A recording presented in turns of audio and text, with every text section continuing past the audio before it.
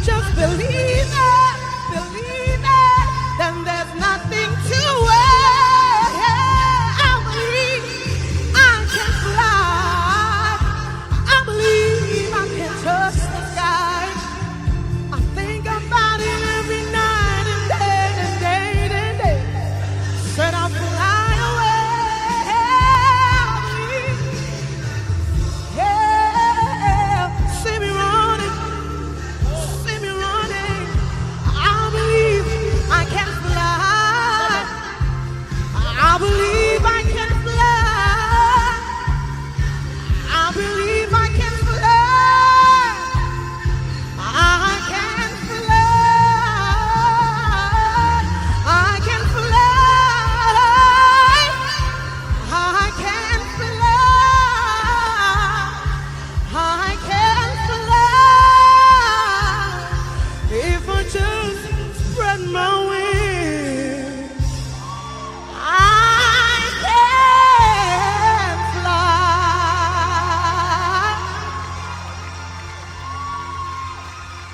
Thank you so much, ladies. I'm thinking of putting a skotlolo here. Gear number 3. I only have 5 gears. Gear number 3.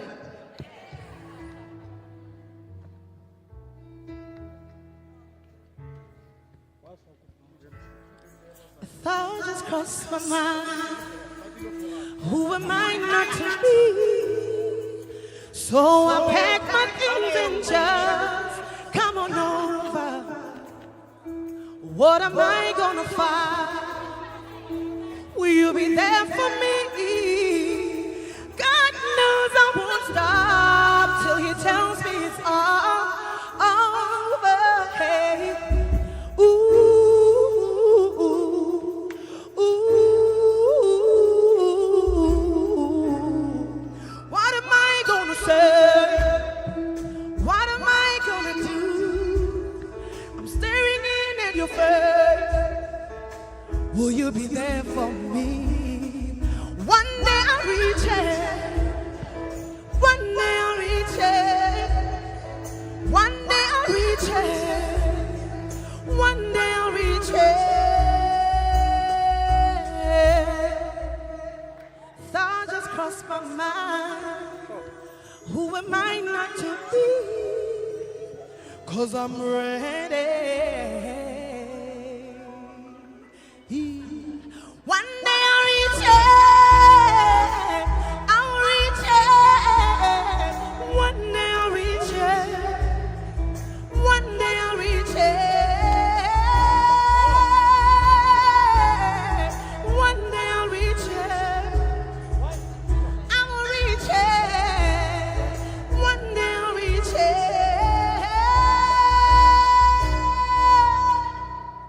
Thought just crossed my mind.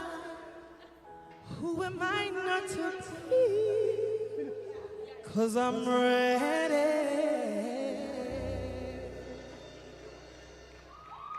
Thank you, ladies and gentlemen. Oh, but one more.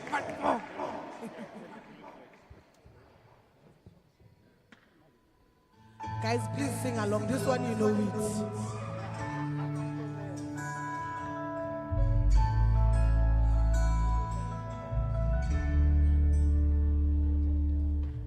The higher you build your barrier, the taller I become. The further you take my rights away,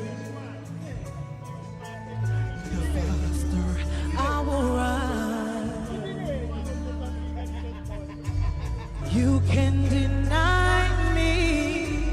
You can decide to turn your face away. No matter 'cause hey,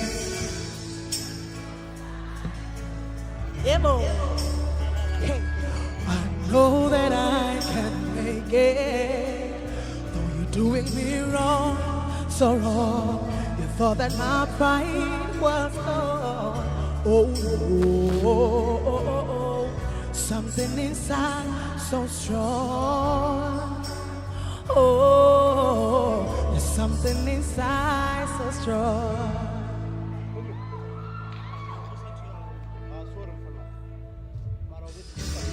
The more you refuse to hear my voice, the louder I will sing. Hey, hey. You hide behind walls of Jericho. Your lies keep tumbling down. Oh no, deny my space and time. You squander wealth that's mine. My light will shine so bright it will blind you, because I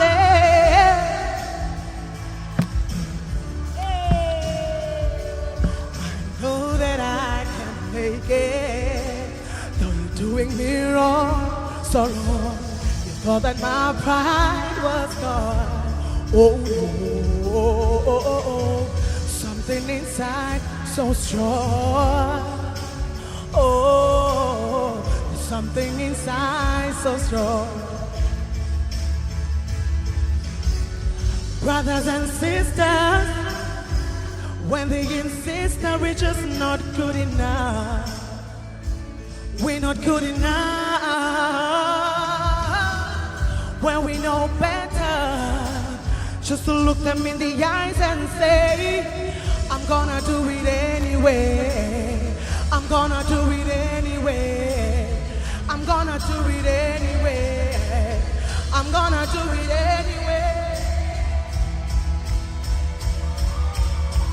Pumelela, kizopigelela, kizoklinisela, helele.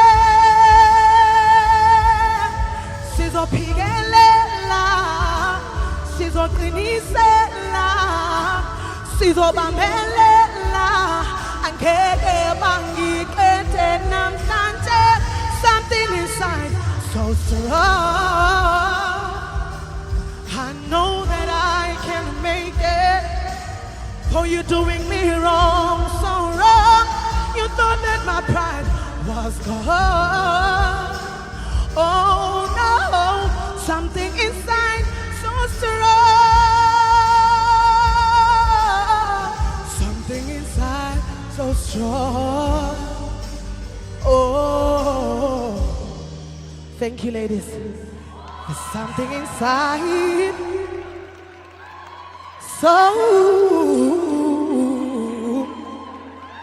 so strong. Thank you, ladies. So strong. Ladies, another round of applause, please, for the talented Lucia. Phenomenal talent that we have here in the building. An amazing way to start off the morning. As many of us have woken up bright and early, we put on our makeup, we put on our best gear, you've sprayed that perfume on, and it's a delight to see all your beautiful faces here in the audience. Ladies, and the very few gentlemen who are in the building, it's a very good morning to each and every one of you. Aibo. Zes? No, let's take that one more time. And perhaps this time we can add a lot more oomph, we can add a lot more energy. Lucia gave us a phenomenal performance here today with words and songs that have very deliberate and intentional meaning. So it's imperative that we actually understand and inculcate ourselves into the language that is being used as a theme for today. Ladies, and the few gentlemen, good morning and welcome. There we go. Thank you so much for joining us, ladies. It is such a privilege and a pleasure to welcome you all to the EmpowaWomen Leadership Conference for 2024. For many of you who might be first-time attendees, I do want to let you know that what you are gathered here for today promises to be a life-altering moment, in big ways and in small ways. Through critical conversations that we're going to engage in, we are here to fully understand and, most importantly, implement solutions that speak to the vast aspects of our lives as women, in terms of career, our lives, family lives as well, and of course incorporating our financial wellness and overall well-being. These are some of the themes that we will deep dive into today as we look to engage in conversation. By way of introduction, my name is Gugulethu Mfuphi. I have the pleasure of being a financial journalist and a conversation strategist, but more so, I have the pleasure of interacting with individuals like yourselves. I typically take a look at the economy and the markets and data, and whilst all those numbers are important, one thing that remains imperative is human capital. And even that is a fancy word. The truth is we should be saying people, but more so understanding the role that we as women also play in society as contributors to the economy. So I'm excited to see you all here today and hoping that we're going to have a lot of fun in terms of the conversations we're going to deep dive into. And maybe just by show of hands, just to see how many of you might be first-time attendees here today. Oh, lovely. Splendid. I must tell you that you're in for a great surprise. And maybe as we, get the mood and the energy going so far today, I do just want to gauge from many of you what it is that you're anticipating to hear. So you can shout it out. Is it leadership? Is it wellness? Is it thoughts on entrepreneurship? On this side of the audience, your thoughts? Leadership. The whole program is something I heard. Anything else? Property. I like that. Human capital. Got you. On this side of the audience? Yeah, I'm hearing many things, the whole program. Can I leave it at that? Fantastic. We really are excited to have you here today, and I think it's really wonderful that we have so many first-time attendees. One of the last few events that we had with EmpowaWomen was earlier this year in celebration of International Women's Day, and what a feat it was. Have you ever felt as though you go into a buffet? It's okay, it didn't break, thank you. Of knowledge and insight that you're going to gain from different speakers who come from all different walks of life, have stories to share, but more so also give you some practical insights as to how to evolve and, of course, implement some solutions into your life. So today, that's exactly what we're going to do, and this forms a continuation of the ongoing efforts by the team here that have gathered us here today. I do want us just to very briefly run through the house rules and, of course, give you some insight as to what you can anticipate. For those who are still coming in and perhaps are still seated at the back, we would like you to come closer because there is energy and a vibe that we want to share with you. So please don't be too scared of the front rows. We do want you to come closer and interact with us in terms of the spaces, but the ushers will direct you as to where to have a seat. More than anything, we also want you to actively participate. As you've heard, there's a wide variety of topics and themes that we will be discussing today: entertainment, arts and culture, entrepreneurship, property investment, wellness, and of course, understanding how to take care of your well-being. All of these themes will be prioritized during separate sessions that will be held today. I do want to remind you that some events will also be taking place here, like the conversation on entrepreneurship, and most importantly, we are starting here on the main stage to really get an understanding of some of the major themes that we'll discuss, like mentorship and, of course, improving how best it is that we can lift other women as we rise. So, before we get into the start of the program, I think you can all take a look at your clocks and see that we are slightly behind on time, but we will make it up in order to make sure that you can attend all the sessions that you've had. I do want to remind you, please do keep your cell phones on silent, but we are more than happy for you to take them out, record, document, and of course make sure that you capsulate much of the activity that's taking place here today. We do kindly ask, though, that you keep your cell phones on silent. Restrooms are available to my right-hand side as you make your way through the passage. Should you need or require anything, we've got a phenomenal team as well from EmpowaWomen who are in their pink attire, and they will be able to assist you and direct you to any of the key spaces that you need to move into. Another note that I want to leave it on is that I ask that you be intentional about today. It was really refreshing seeing so many of you coming in, hugging some familiar speakers or people that you might know, engaging, introducing yourself, and we ask that you do that deliberately and intentionally, understanding how best it is that you want to improve on your networks, but more so in which areas and aspects of your life. Be intentional about the conversations that you're also going to participate in with the various speakers who will be present, who they themselves will be giving of knowledge and information on their part. So, I think we're all quite clear on how it is that we're looking to have fun today.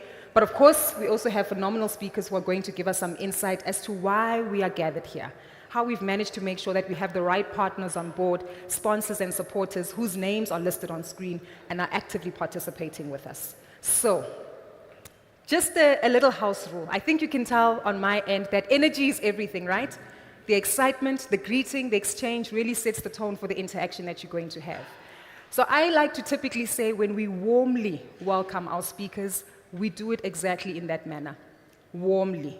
So it's a fantastic round of applause. It's the ululating and excitement that we possess so beautifully as women. And if you have a vuvuzela by any chance, you are more than welcome to whip it out and blow it to make sure that we add to the energy and excitement that we're looking to maintain today. Fantastic. Perfect. Ladies and gentlemen, please allow us to warmly welcome our first two speakers today, who really set the tone as to why we are gathered here today and why the purpose and function of EmpowaWomen, Empower works overall. And of course, today specifically focused on EmpowaWomen remains a key focus for all of us. These are two ladies who have been instrumental to the gathering that we have today, but more so the ongoing day-to-day efforts to make sure that we as women continue to actively participate in the economy. Please warmly welcome to the front of the stage. And when I say warmly, I mean warmly. Dumi Leroux, as well as Kirsten Alexander, both joining us from EmpowaWorks.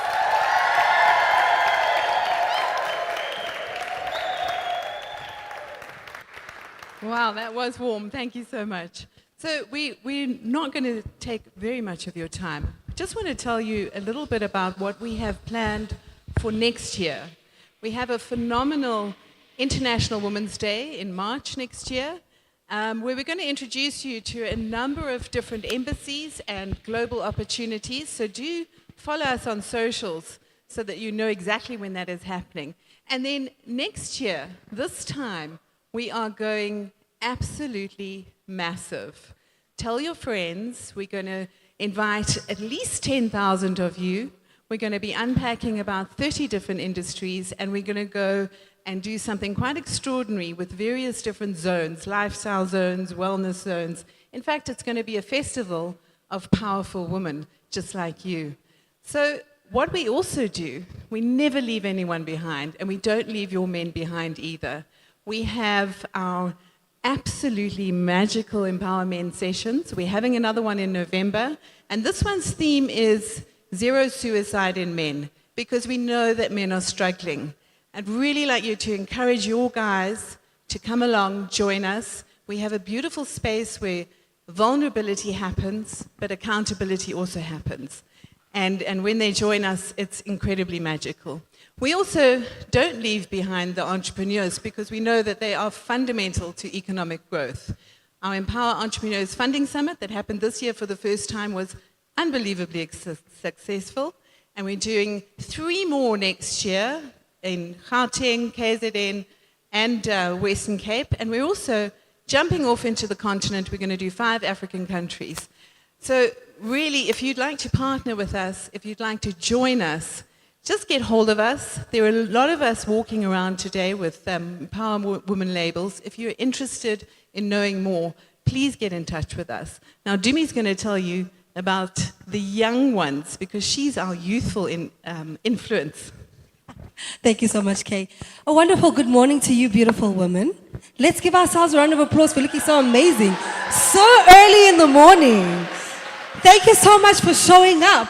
Thank you so much for showing up for all of our different industries that we want to make progress and make strides in, shaping the trajectory of where we're all headed to within our respective careers. We appreciate you for coming through. Like Kirsten said, I'm Dumi Leroux, AGM for EmpowaWorks as well as Head of Empower Youth. I think I don't need to introduce myself why I'm Head of Empower Youth. It's obvious. I am the young one of the team. And really what we have been doing now for the past 9 years as Empower Youth is creating significant strides of impact in the lives of our young people. So over, 7 provinces that we've headed to, together with the Transport Education Training Authority, who is in the room. Thank you, Mayor Mapefo, for coming through. We've been able to then impact over 60,000 young people with sustainable impact. So these are opportunities that speak to jobs, mentorship, funding for those that are entrepreneurs, internships, and the likes. So we've been able to do this over 7 provinces, and we have more that's coming up. And we'd like to really tap into where you guys can come through and partner with us. And, we tug your heartstrings when it comes to impact creation and making sure that the young people of our nation are not left behind. We're headed to Bakatla Bakafela later on, this year, in October to be specific. That that is in the Northwest, where we'll be activating Empower Youth Week. Later on, we're going to Free State. We're headed to the Western Cape as well with the Transport Education Training Authority. So please make sure that you do not miss this opportunity to change lives of our young people who are the future of this country. If we leave them behind, what kind of a future will we then have as South Africans? So what we are going to leave you with is a video that will then really encapsulate what Empower Youth looks like and how we activate this particular platform. And if you are interested, and I hope all of you are interested to partner with us, please find me somewhere in the room. Let's have a chat and see how we can change lives together. Thank you so much. Kay, anything else? We're done. Thank you, ladies. Have a great day. 5, 4, 3, 2, 1. Hashtag. Hashtag. Hashtag.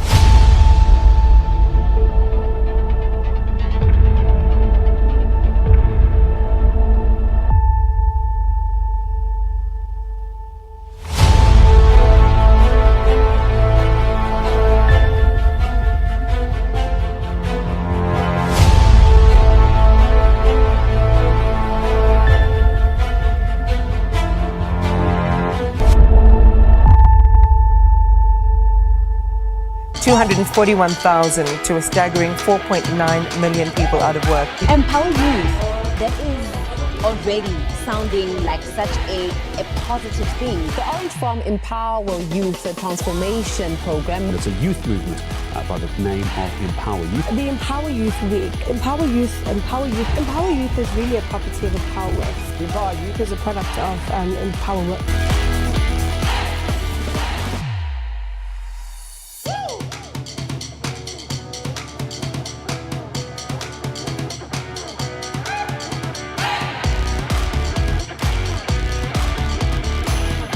You are the future. You are the future. Every year, more than 12,000 young people are impacted by the programs. Before the end of this year, 2023, we will have visited the Eastern Cape, the Northern Cape, the Free State, and we will be left with one province to visit, being the Western Cape. And whatever that my heart desired was available, but I had to change to get to that place. But if there's one thing I'll tell you is this: remain consistent in showing up. So be yourself 100%, tap into yourself. And whatever ideas that you have, don't give up, guys. There is a Transport Education and Training Authority, TETA, that offers scholarships and bursaries. The young people that know Orange Farm, we are not going to leave you behind. We are putting down money that's going to help you with digital skills. The committee 1.4 million. Every year at WNRC, we offer 10,000 opportunities to young people. Find a way of bridging the gap between education as well as employment and employment opportunities. So it's either you maximize today or walala wasala. And what our aim is to help you to realize your dreams. We are the future leaders. You are the Mpos of tomorrow. The aim of the Empower Youth Week, which is such a progressive initiative that is aimed at advancing the interests of young people. And so to be able to partner in this initiative is exactly in line with what our vision is. Any player that is 15, 19, Maupumala, leave your address, your name with the organizers. We will give you a call to give you a try. But it's important when you get an opportunity, you know that I worked for it, I deserve it, I'm qualified to be here. We need to create, we need to support these platforms everywhere where there are young people. Mapule will give you mentorship and will assist you to get funding. There is appetite for our stories, and we need to start telling our stories as authentic as they are. Be clear about what it is we want for our lives. Every single day, it is your duty to take care of you.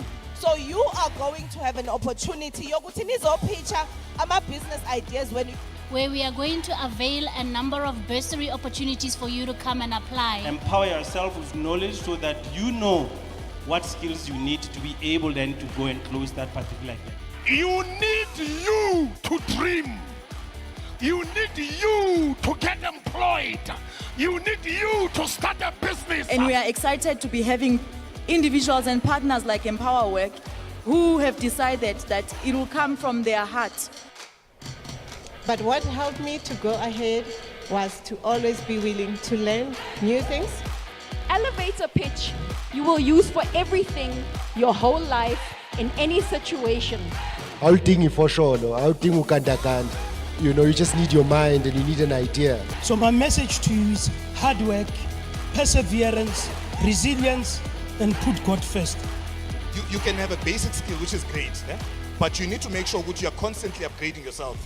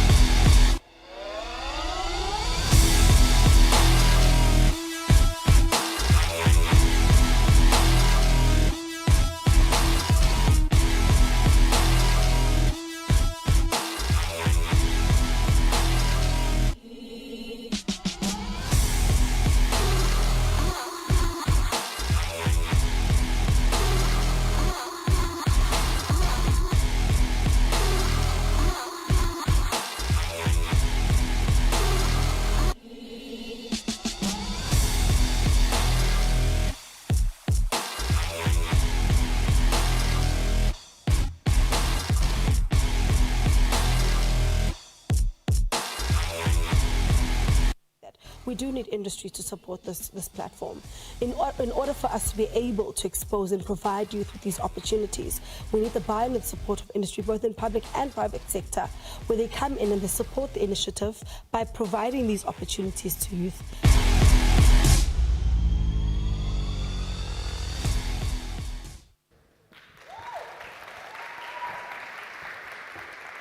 Definitely worth a round of applause, right? And I think more than anything, it underscores the work, the effort, the partnership to make sure that there's ongoing development, not only of women, but of youth as well within the country, within various sectors of the economy. And as we heard from both our speakers earlier on, Kirsten and Dumi, highlighting that, yes, we might be a room full of women today who are spending our time very wisely, but we are well aware that we need the ongoing camaraderie and support of our male counterparts. After all, we have fathers, partners, husbands, brothers, and sons, so we do need to be mindful that ultimately these are still people who, much like us, need to equally contribute to the outcomes that we'd like to see. But on that note, we also want you to underscore and emphasize the fact that there's been key partnerships that have developed here over the last few months and maybe even years, especially when it comes to the ongoing skills development and training that's required to make sure that for more women, more youth to access particular sectors of our economy, we need to ensure that they are adequately equipped. And that speaks to the need and the role and function of SETAs. Institutions which prioritize the partnerships with strategic partners to make sure that we are able to make sure that the learnings, the teachings, the technical skills and abilities, but more so the opportunities that are present are opened up for everyone to participate. And today we'll be hearing from two specific SETAs from the transport as well as the insurance space. But before I introduce these two speakers, I think it's imperative that we also realize that their participation here today is exactly to underscore how it is that they are opening up these sectors. They've traversed many parts of the country, going even into peri-urban areas, and of course making sure that you tap into the opportunities that are present for those who typically would not be able to spend a Saturday morning, much like we are doing here today. Our first speaker will join us from the Transport, Education and Training Authority. Now, this phenomenal leader of this institution is a woman of great fortitude. More than that, she's also got in-depth knowledge of fully understanding the transport and logistics environment. And why this matters is because her skill and background, not only in terms of leadership positions at a provincial and local government level, even fast-tracking to national, play a critical role in providing her with a 360 view of how this particular sector works. So the next time, ladies, you go into a store and you pick up a beauty item, you pick up your groceries, or perhaps even something else for a loved one, bear in mind that there's a full value chain to it. That item at some point might have been in the store, but it got to the store by arriving on a truck. That truck had to make its way on some of the biggest highways and byways in South Africa, having touched base with a distribution center. That distribution center itself at some point received container items. Those containers coming from the port. That port being instrumental to facilitating trade and investment in South Africa, allowing us to receive goods from our Shein purchases, and maybe even Temu if you've tried these online. I use these basic examples because it makes it practical for us. And this underscores the importance of the transport sector and logistics environment in South Africa. Our next speaker is going to give us a wealth of understanding in terms of how TITA is positioned as an organization in South Africa, having included ongoing participation of many women and youth right across the spectrum in South Africa. And more so, at some point, we'll even hear from her own personal story, how she transitioned from the role of primarily focusing on education and then moving into transportation and logistics, and why she as a leader continues to contribute to lifting many more women as she rises by opening up opportunities of mentorship and sponsorship. Ladies, ladies, and ladies, when I say warmly, we mean definitely. Please warmly welcome to the front of the stage, Me Mapefo Ano Frampong, the CEO of TITA.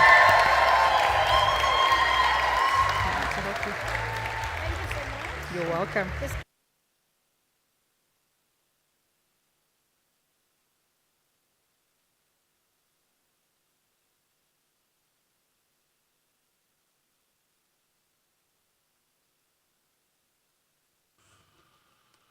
Good morning, Queens. I'm impressed that on Saturday morning you woke up early to come and hear what you can do to share opportunities with others. I would like to recognize all the fellow speakers that are going to come and share with you insights about opportunities that are there, especially for our youth and also for us as women. I'm privileged to have gotten an opportunity to come and meet up with you, but let me recognize all the August bonds. Happy birthday, August bonds, including myself. Happy birthday. Even Gugu, happy birthday to you. All the August bonds, you celebrate the month of August with me too, and it's such a special day for me. Yesterday was my birthday, and 2 years ago, I had the best gift a grandmother can ever have. On my birthday, my granddaughter was born. And she and I are twins, even though there's a difference of a lot of decades in between. But let me thank you for really taking the time. It says much about lifting others as we rise. I do believe that we really stand on the shoulders of women that went before us in difficult times and stood against a repressive system that did not allow them to have a voice, that did not allow them opportunities that we do have, and opportunities that the future generations will have. And it is because of those women that we can, in this country, be celebrated as women and find time to empower each other as we rise. Today, I just want to talk to you about driving positive change by empowering the youth and by empowering women, since this is a Women Leadership Summit. And I just want to share with you that it takes you that has made it to the top of the ladder to make sure that you don't kick the ladder and close the door behind you, but to take some with you. And even if you are at the top of the ladder, still know that there is a lot that you can learn for those that are still coming and that don't hold the title of leader, that doesn't hold the title of CEO, that doesn't hold the title of board member, that doesn't hold the title of manager, CFO, and so forth. And it is important that as we rise, we also lift others as we rise. Today, I am privileged to address you at this EmpowaWomen Leadership Summit, which is an event that didn't just start this year. It is an event that TITA as an institution cooperated with EmpowaWorks from 2017. In 2017, we decided to go to 3 provinces, and we started with Limpopo, and then we went to the Free State, and we ended up being in Gauteng. And that being a start of a partnership with Empower Youth, the focus at that time was for us to believe we are coming to tell the women the secrets. But over the years, we realized the secrets are with you. We might be here representing someone that was given a voice to speak at some point in their lives. But I believe you came here because there's something burning in you that you want to share with others. And you are looking for your own tribe. You are looking for somebody that you can hold on. You are looking for somebody that you can share your frustrations with, especially when it gets very lonely and dark at the top and there's no one to go and share your frustrations with. So I'm assuming that I'm not talking to women that do not have the same desire, that we as women are made such that we want to help others. So I'm speaking to my tribe today. In the transport sector, it is an industry that, even though for the past 12 years, I have taken a decision and I've had the board approve that program of empowering leaders and developing a pipeline of leaders, it still does not look the way we had hoped it would look. I was looking at the statistics recently. 82% of the leaders in transport are males. And a certain percentage might be female, but they are not representing the population and the different racial groups in this country. And I was reflecting on impact, and I was reflecting on what it is that made me decide in 2012 that I'm going to propose that the transport sector, especially the TITA, comes up with programs of leadership. I was forced to do that because I reflected that if we keep on looking at the stats and we don't do anything, the stats are not going to change themselves. But I'm going to share with you women that there's something that when your voice is heard and somebody makes you recognize you have a voice and that actually you've got something tangible to offer that is liberating. When I was 30 years old, I had never been inside an aeroplane. I was working in a rural province. I was working as a school inspector. I had no idea that I could ever end up working in an industry as technical as transport. But I'm talking about the matter of voice. I was given a role, and it was expected that I know what I need to do as a school inspector, but I didn't know all the things. So I started to look for information, and I asked myself, where can I get information about the things that I'm supposed to share with the school principals and the teachers? And there was a particular problem that I was trying to solve, and I realized that I couldn't find it within the community and within the people that I was working with, within the institution I was working with, whether provincially and nationally.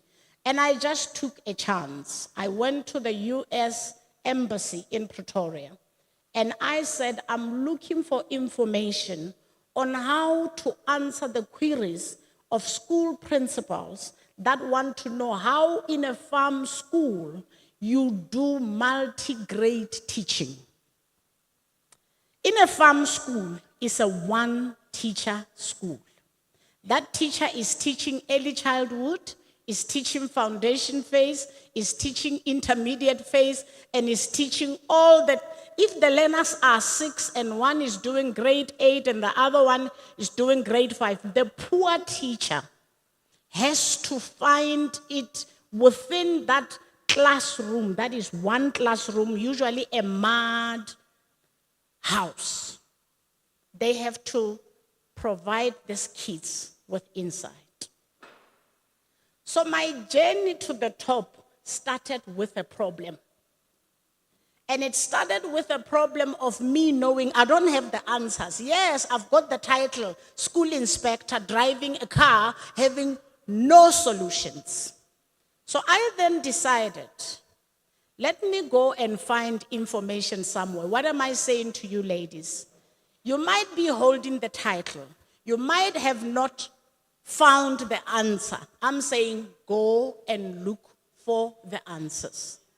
And look for the answers beyond your boundaries. And look for the answers when you are uncomfortable. Be so humble enough to say, I don't know. Liberate yourself. I don't know. I am not sure. But what am I going to do? I'm going to be solutions oriented. I'm going to be humble enough to say to somebody, how do I deal with this issue that I have? I have found that thing that I did in 1998 liberating. It liberated me. It took me to the top, and I'm at the ladder for 16 years. So I went to the embassy. Cut a long story short, I asked for journal articles. I wanted to know, in other parts of the world, how do they deal with multi-grade teaching? No, there were no computers in those. If there were computers, not many of us were privileged to know how to press them. There was there's no website, there's no Google, there's nothing like that. But the people are looking at you, you must give answers. So I went to look for the answer. Cut a long story short, because I was looking for something that I did not know was going to help me meet with opportunity, which was the South African Educational Transformation Institute, which was the American embassy taking all the inspectors, all the curriculum leaders to the US for 2 months. I did not know, but I was looking for a solution. And then they gave me the details. They said, put your details here. I put the details, and boom, 2 weeks later, they said, you've got an all expenses paid trip to the US. This village girl had never been inside a plane. But fortunately, this village girl has always been brave. She had a passport.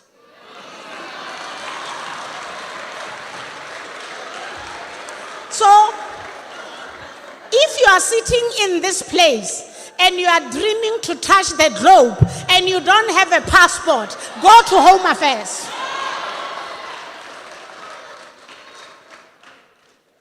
Don't sit and say, I want to be a CEO. A CEO doing what? I want to be a leader solving what? So now, passport, hunger for knowledge, courage, humility took me into an aeroplane to the US. But I still had that thing of saying, but I don't know if it is only me, but you know that sometimes you sit in this big room and you sit with these big people and you are like, it's not make sure. It's like, it becomes worse when they start to say keynote address. You are like, keynote address? Me. It's not make sure. Now, when I did all of that, it gave me a voice. I have come here to talk to any woman that does not believe their voice matters. That you've got a voice that matters. So now I went to the US, we were 28 of us, and suddenly we get into these meetings with professors, and they say, Mappy, forgive us what do you think? I'm thinking, am I supposed to think?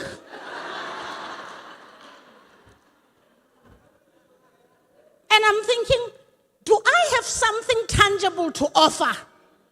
But lo and behold, this young girl that had courage started to get her voice, started to get confidence from within, started to make mistakes and learn from mistakes, started to bend her fingers and hum and get ways to get collected and gather herself together. Then 2 months later, I came back. Let me tell you the story. When I got the expenses paid trip, I was told that the premier doesn't know, the MEC doesn't know, the HOD doesn't know, and that I can't go. Ask me if I allowed them. I went. I even told them, when I come back from the US, I am leaving this province.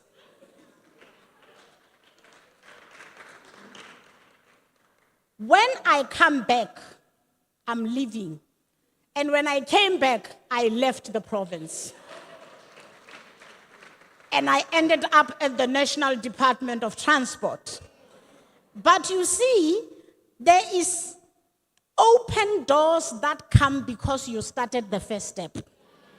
I get in the department and I then get to be privileged to run the presidential education initiatives. Presidential education initiatives of our former president, Nelson Mandela, meant I started to be a globetrotter. I'm still doing education, again. Was still doing empowerment. But it started with my trip to the US Embassy, looking for multi-grade teaching, ultimately curriculum development, ultimately policy development, ultimately leadership and management, and hello, I stay in education. I sit with, now I had a white male boss. I had never worked with a white person before. So I thought you have to use bombastic words to impress the boss. But there's something that Duncan Hindle did to me. He said to me, Mapifo, speak to me like I'm a child. When you write your memo, let me understand it. And then I started to say, oh, I can write simple English. Then he would go with me to these big meetings. And I would just think I'm holding his back. And we get into the meeting, and these ambassadors are talking, and they're speaking big words, and they're speaking things I don't know. And he would say, Mapifo, what do you think?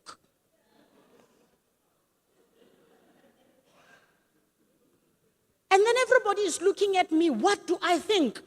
And I say it, inside there is a bird threatening to fly out. It is. It's standing at the throat. But you have to have that confidence, girl. You don't have to look like your problems.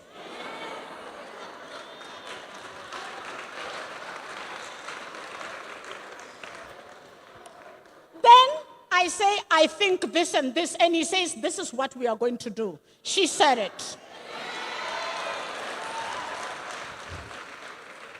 But I'm going to tip somebody here.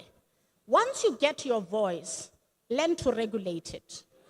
Learn to know when to say it, how to say it, and who to say it to.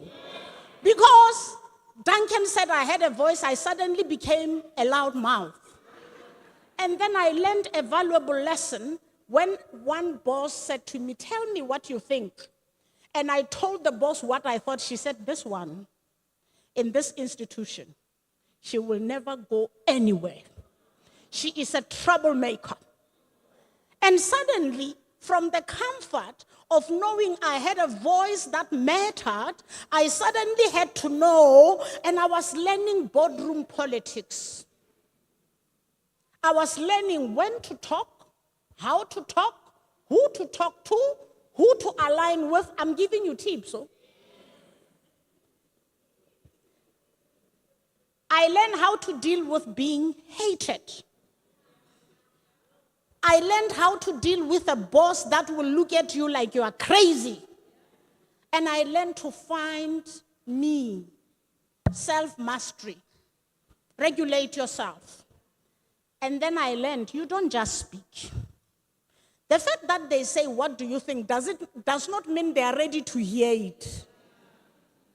Sense, assess, check the environment, check the coast. So why am I telling you this? I have so much desire to leave the world a better place than I found it. And that is why, because I come from a rural province, I have to go and adopt 60 schools in all the rural provinces so that TETA as an institution that provides opportunities can even reach that child that does not have access to the things the ones in Joburg have. TETA from 2012 adopted 60 schools. I'm encouraging those in the room that feel like coming on the shoulders of TETA and partnering with us so that we can help these kids, so that we can give them mentors, so that they can have somebody to talk to, so that they can have somebody that can tell them you are doing nonsense, we will not allow it here. They can learn boundaries. Because of that, TETA then started to do Empower Youth.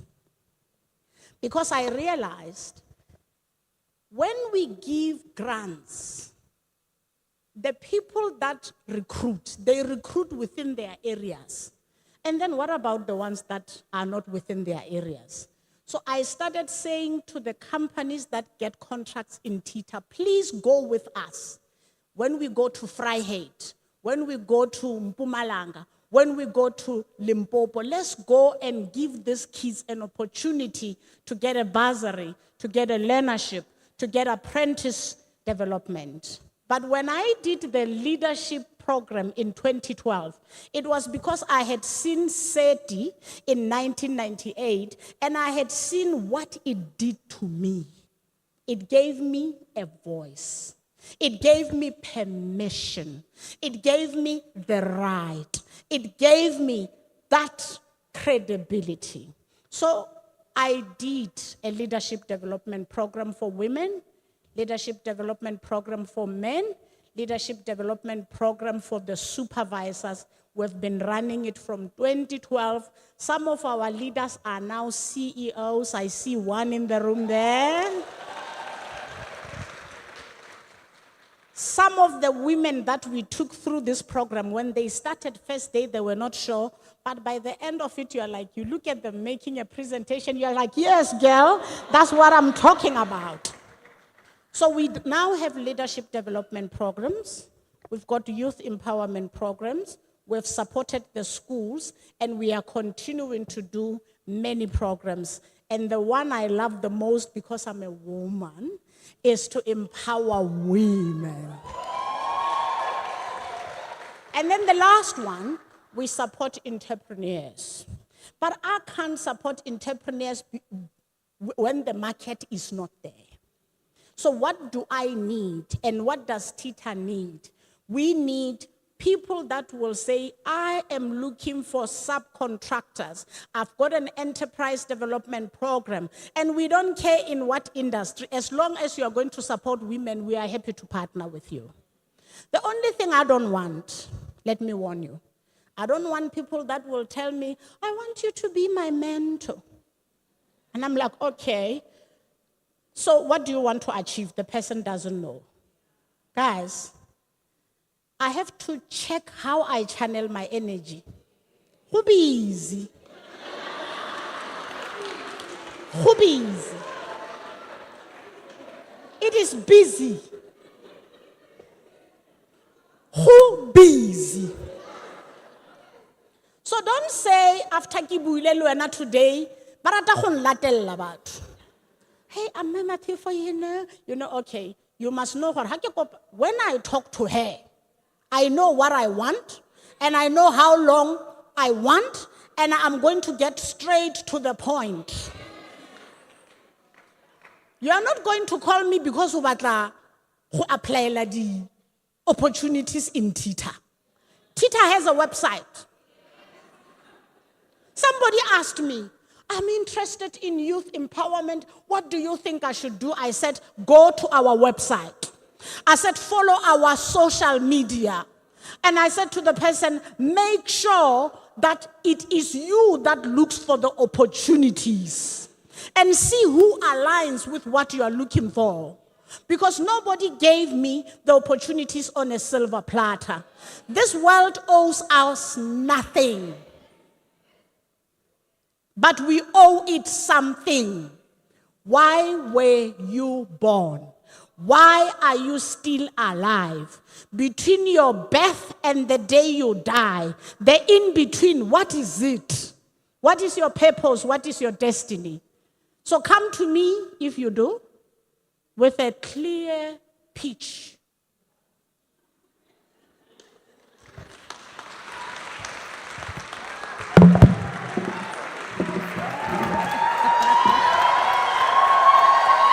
Love it. There you go.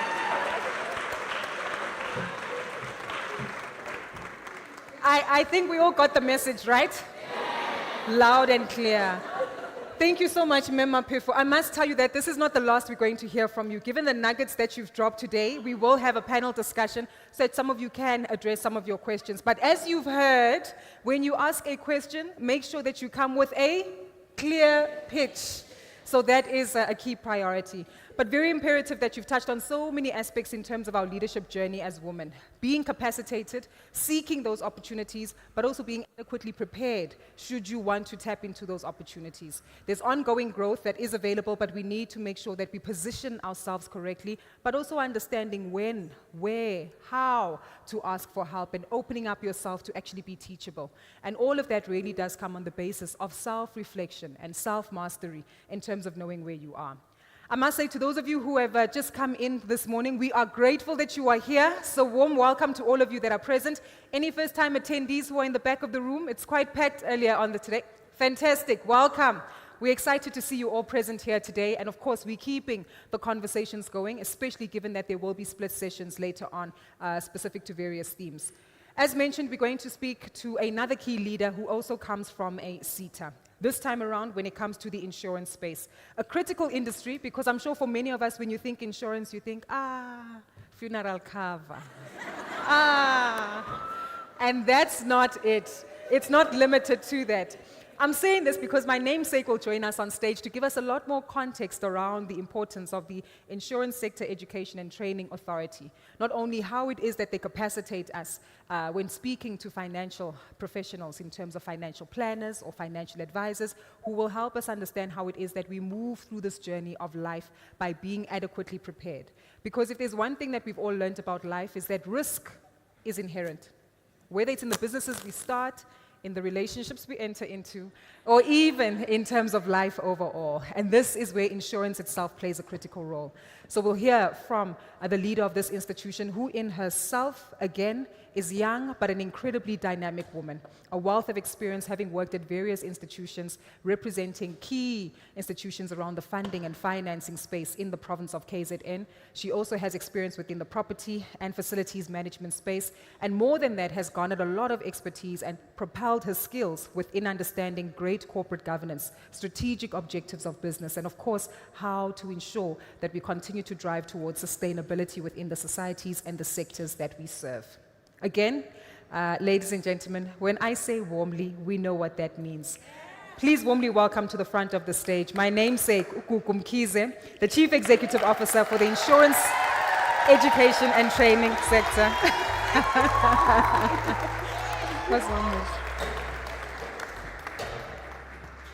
Morning, ladies. Morning, ladies. How are you? To wake up so early on a Saturday does not only take commitment, but it means you are invested in yourself. So please give yourself a round of applause. So I'm saying to Asma Pefu, now that you have said all these things, what am I supposed to say? Because you've said everything. But ladies and gentlemen, I just want to greet you. And thank you so much, fellow speakers, and all the beautiful ladies. The view from here is just absolutely amazing. I don't even know what to say. You look amazing. I don't want to go off script like Ausma Pef. So I have prepared something, and I'm hoping that it would assist you and inspire you this morning. I would like to also acknowledge my stakeholders who are in this room. I saw some of them at the back who are coming from the insurance industry, and some of my stakeholders are coming from the board. We take this session very seriously. So, ladies and gentlemen, if you can please give them a round of applause on my behalf.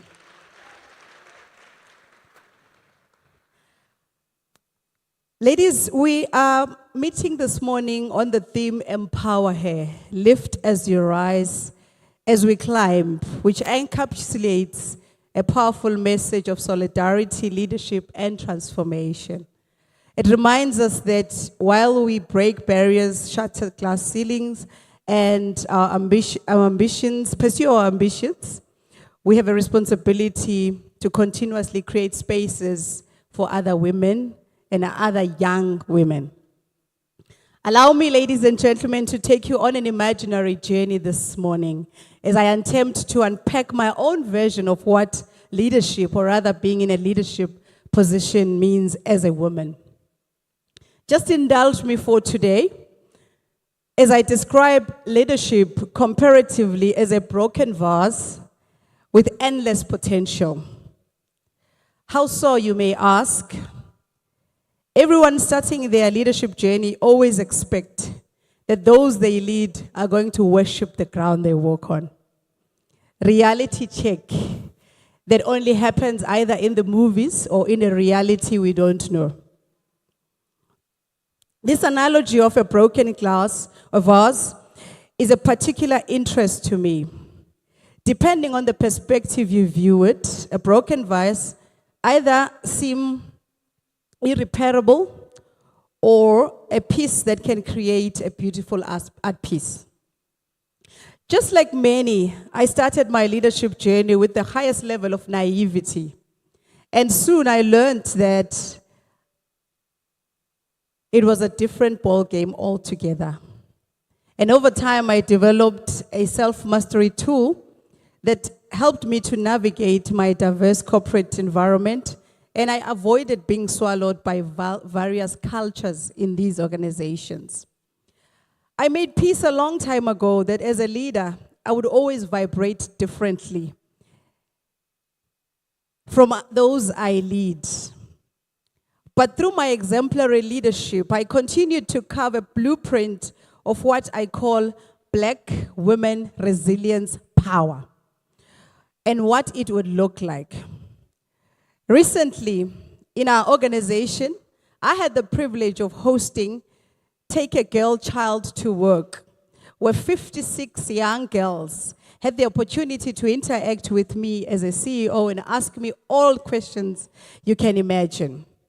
During this event, I was also able to surprise them with a school program which we launched this year, an initiative that is intended to touch young lives that are in primary school all the way to high school. We've also launched our own Women in Insurance Leadership Program, which is a groundbreaking program that supports young women and those who are in the industry to be able to rise through the ladder by empowering them with education and tools for empowerment into their leadership journey. Our programs support more than 70% of young people, and 60% of those are women. Now back to my story about the broken glass. There are 3 categories of women in a leader's journey, and I have named them the collectors, the cementers, and the champions. The collectors are the ones who, once a glass is broken, they are very quick. They will go and find something and collect the broken pieces, and they will either throw it in the dustbin or put it somewhere. These are people or co-workers I call who record everything wrong that you have done. They record your failures. They record your shortcomings. They will remind you at every given moment that you are inadequate. You are the worst person. They never miss an opportunity to remind you that as a leader, they could do a better job than you. You are a leader, but they actually think that they can be better leaders than you. These are called collectors. They collect everything about you in terms of your mistakes, and they make sure that they remind you continuously. And then the second category of people are the cementers. The people who are called cementers, these are people who, even though they see that the glass has broken, it's torn into various pieces, but they are not scared to go and look for either a plaster or sellotape or cement to rebuild you as a person. And we all need these people. They are people who are not afraid to stand by you. They take the pieces of a broken vase and use any adhesive, a glue, tape, cement, fresh clay, and they support you. They build your leadership journey, and even though they see cracks in you as a leader, they never abandon you. Then I talk about champions. These are my kind of people. They are your personal brand sponsors. Once the vase has been brought back into its original form with all its cracks and all, and the reason why I'm sharing this with you is because we are obsessed with perfection as women. We are obsessed with perfection as human beings. And sometimes we want to lead with perfection, but that does not exist in any world we live in. The champions are people who are your personal brands, and they support you. These are the people who mention you in a room full of opportunities. These are the people who open doors for you, and they tell a story about how cracked you were and how amazing you have become now that you have been rebuilt. They are your coaches, they are your mentors, they are your sisters, they are your champions. My prayer for you is that you be blessed with all of these people. We all need them. And I think the story of Ausma Pefu earlier about navigating through a leadership journey where you are hated and you have got challenges. Sometimes we paint a leadership journey of perfection, and sometimes that does not exist on a daily basis. Avoiding any of these 3 categories I have mentioned before is actually equal to self-sabotage. trust me, you need all of them. Because the beautiful leadership story cannot be told or built on highs only. Actually, the most balanced leader must experience both highs and lows. If I hadn't experienced the 3 C's, which is your champions, your cementers, and the collectors, my story will be different. As I stand before you right now, 4 years into my leadership role, I have collected 8 international awards.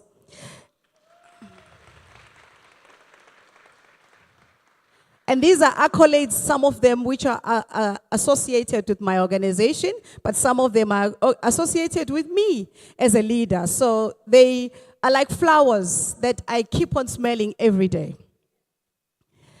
The 2 latter C's, which is the cementers and champion, they affirm that our true power multiplies when we uplift others. The more we climb, the more responsibility we have to throw the ladder for others with few or no barriers at all. Our society is flooded with exceptional women who have dared to push boundaries and succeeded in many industries. Dr. Mampela Rampela, the first Black Vice Chancellor of the UCT, is an example. Ms. Nonkululeko Gobodo, the first Black Chartered Accountant, another example. Zandile Ndlovu, our first Black mermaid, who is a free diving instructor. And Mr. Kane Malulege, who is the first female AGSCA. It's just one of the examples. These are just some of the examples of many leaders. My question is, are you a collector? If you are a collector, we shall pray for you. If you're a cementer, we need you. And if you are a champion, please remember, mention her in rooms full of opportunities. Mention her in corridors of power. Create space for her. She needs you. Make another chair in the table if there is no table, if there is no chair for her. No matter how far ahead we may be in our journey, our success and our fulfillment is incomplete. Majority of many women who still yearn for a fraction of what we have accomplished. We must create a beautiful art with the broken pieces and be champions of each other. And successes cannot be celebrated without all of us ascending and standing together as victorious. As I put on my pastor's kid hat, I want to make a quote from the Bible that says, "To whom much is given, much is required."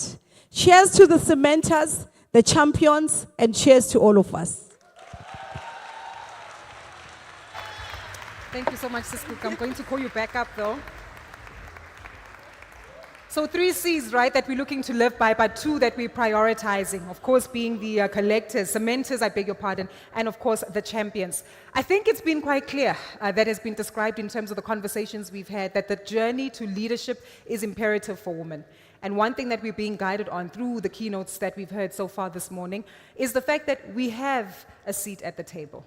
You might have the leadership opportunity, but now that you are there, what are you doing about it? How are you making sure, number one, that there's a level of sustainability to the growth you've attained, but more so that you continue to open up even more opportunities for others to come on board? And that's where we're going to shift to now, as I'm going to welcome back our 2 speakers onto stage for a brief panel discussion and an opportunity for some of you to make sure that you can address your questions to our speakers. So, Sis Kuku, Mema Pifu, please join me back on stage for a panel discussion.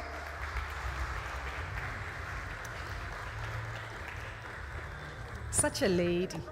Oscar, please have a seat there. Sis Kuku, if you have a seat there for us, please. Thank you so much. Firstly, I want to say, are these women not phenomenal in just sharing their stories and making it practical? For any of you who don't have some insight into their history, I strongly encourage you to read their biographies, just to you fully contextualize what it is that they've actually been expressing in helping us understand that the journey to leadership, yes, comes with the awards, comes with the successes, comes with the accolades, maybe even the trips abroad. But more so, it's not without, number one, a lot of effort and self-sacrifice. Number two, preparing yourself for the opportunities that you're going to tap into by making sure that you're capacitated. And number three, anticipate the challenges.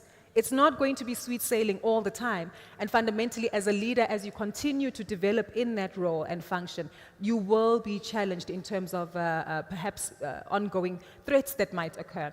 And I want to underscore this because, as you've both described so often, this is where the journey to leadership sounds impeccable in terms of opportunities that might be present. I do want to come to you, Osma Pifo, perhaps if you can expand on your story just a little bit more briefly, especially in terms of ongoing challenges that you might have experienced in your career. And I ask this deliberately because space has been made for you as a woman, you've capacitated yourself, but maybe let's just talk about how you overcame some of those blockages that might have occurred within your career. Thank you so much. Is it on? I had to put it on. There we go. Thank you so much. I think the challenges that I've had to encounter in the journey that I'm currently on, the first one was having to sit at the table and be recognized that I'm at the table and not be ignored. Having to find that courage to be at the table, show up and talk. Yep. And even if, in the boardroom, one of the things that I encountered, I was very naive. I didn't really think I had anything to do with corporate politics. I thought, I've got the certificates, I've got the experience, what I will bring will be embraced and it will be recognized.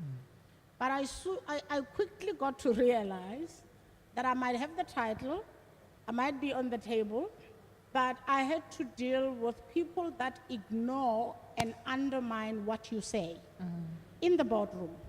You are in the board meeting, you say it, they don't hear you selectively. Then a male says it.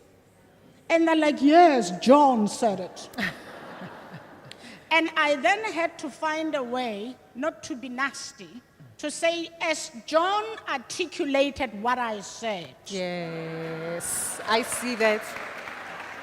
I would like to reiterate what I said, and I want to add on it.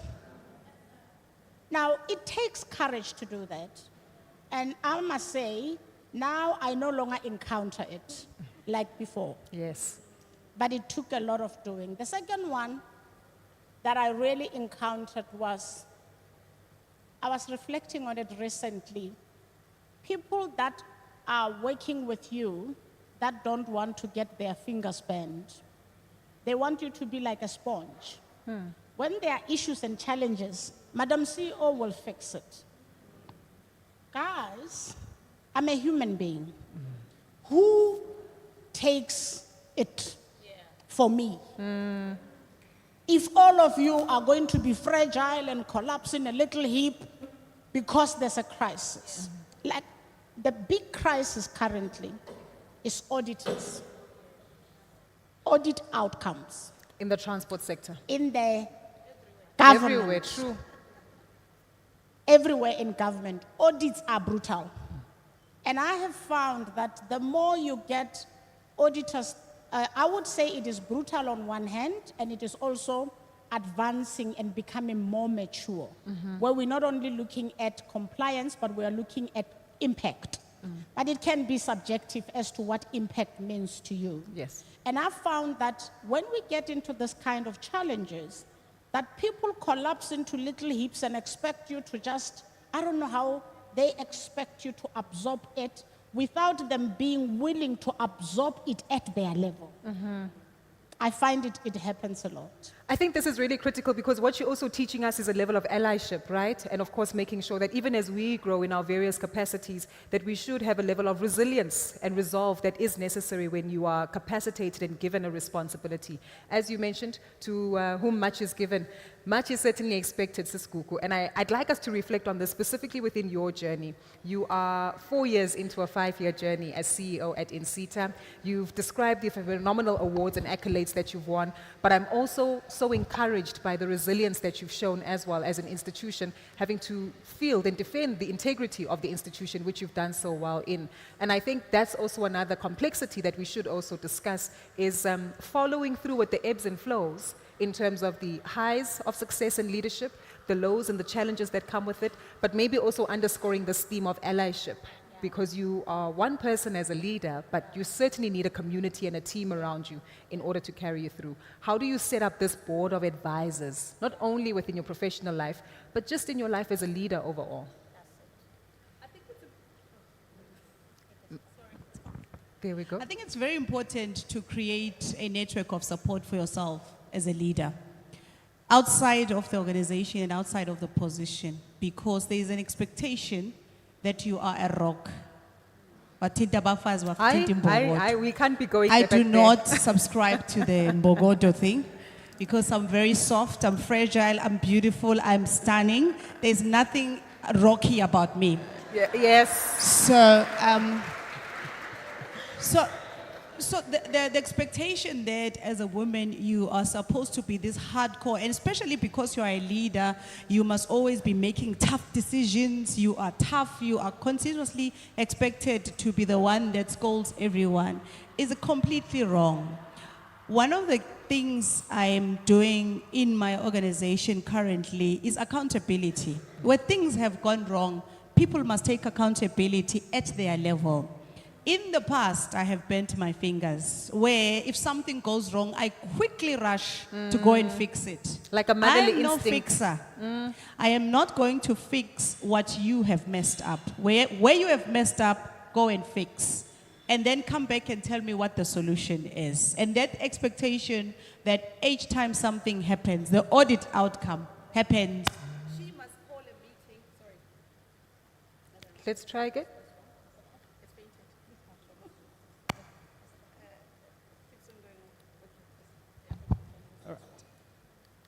The expectation that every time something wrong happens, as a leader, you must take. Remember, we are leaders, but we are leaders at different levels. So I operate at a CEO level, but there are other leaders who are below me, who are executives, there's managers, and even an administrator leads what they do. Yes.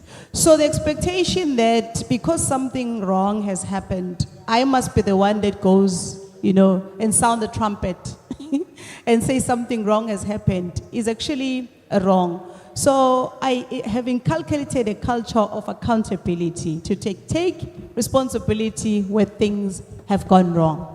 But in my own circle, I've created a system of support outside of the organization. Yes. Because the level of maturity of people is not the same. Something goes wrong in the organization, and as a CEO, you lift up your hands and you start screaming.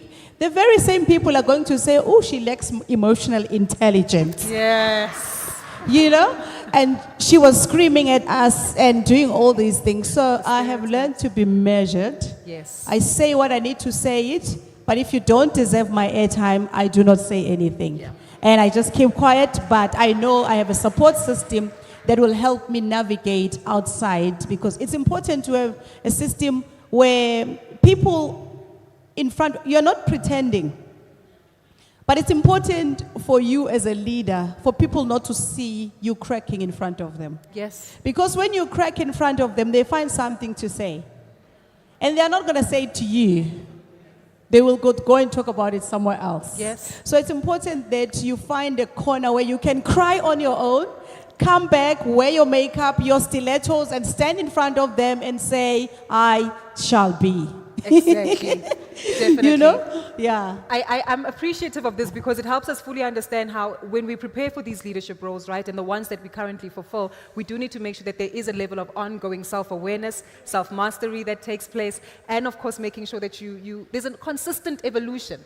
And what I'm hearing here, especially on the back of coming back to the theme of this particular panel discussion, it's about lifting as you rise. Yes. Opening up opportunities for sustainable leadership. And as we know, the battle is hard enough when you're fighting for yourself to get into the door, to have a seat at the table, to have a voice at the table, and to have a sense of psychological safety at the table. And sometimes it becomes difficult to carry others along, though it is imperative. And there's one thing you said, Mema Pifo, which stands out so critically. I think we all heard it very clearly today, that in your request and pursuit of mentorship, leadership is open to it. They're very happy to help, but there needs to be clarity. I want us to expand on this so much further because so often, even in circumstances like today, we network, we get in touch, we exchange numbers, perhaps not fully comprehending what it is that we need help with, but how it is that we need to fully communicate our needs at the time. And even if the need is, Mema Pifo, I'd like to be in transport and logistics, I really don't know where to start. Point me in the right direction. I think that's really important for us to unpack how we build a level of sustainable support and lifting as we rise, but understanding how perhaps we need to rethink mentorship and sponsorship in a way that allows both the mentee to show up fully for themselves, making it easier for the mentor as well to be present. Question to both of you. I think what has helped me is the kind of mentors that I've had have made it my responsibility and held me accountable for the conversation and for the support I seek from them. So I've never had a mentor that just wanted us to have a 1-hour conversation without an end in sight. So what I would advise anyone that is looking for a mentor, you must understand the extent of the support you are looking for and how long is it going to be. Is it going to be for 6 months? And if it is going to be for 6 months, what is it that you are seeking? Are you seeking somebody that will guide you? Have an idea that you want to bounce off. Don't just go thinking your mentor or your coach is going to tell you the problem, the solutions. You must say, I'm struggling with this, and I just want to sort of like check with you. Yes. If this is the right thing to do. Definitely. And then they'll tell you, what would success look like? How would you know you have achieved that which you are seeking to achieve? 100%. Then it becomes your agenda. Yes. You can never go to a mentor without an agenda, without areas of support you are looking for, without having done your search and having checked with others. If, for an example, you're looking for support on how to be assertive, do you even know what is it that you're looking for? And if what it's needed. aspect of assertiveness are you looking for? So that you go there and say, I want to be more assertive, and success for me would be in 6 months, I should be able to be assertive in this kind of environments where I'm usually quiet and I'm afraid to talk. And then they will lead you as you talk. 100%. So pitch it and tell us what is it you're looking for. I love it. Come with a clear pitch, the game plan, as you said earlier. Kuku? I think what is important for me is your level of readiness to be mentored. Sometimes people look at as a leader or someone who's a potential mentor, and they're not ready to be mentored. And they're not ready to listen, or not to listen, but they're not ready to answer the questions that the mentor is going to ask you.